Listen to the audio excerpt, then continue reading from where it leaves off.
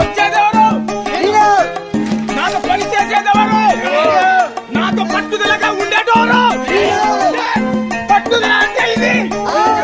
ఆ జమీందారుకే ఏలినాటి శని షరతులు పెట్టిందే, నిధి వినుతి కారేసిందే, చేతికి చీపురు ఇచ్చిందే, పోసుకు బూజే దులిపిందే. ఫ్లైటులోన తెగ తిరిగే బతుకుని బస్టాండుగా మార్చే, గాడిద చాకిరి చేయించే. అయ్యో రాజభోగం పోయనే, అయ్యో రాజన్న జ్వరమే వచ్చనే. వందే మాతరం.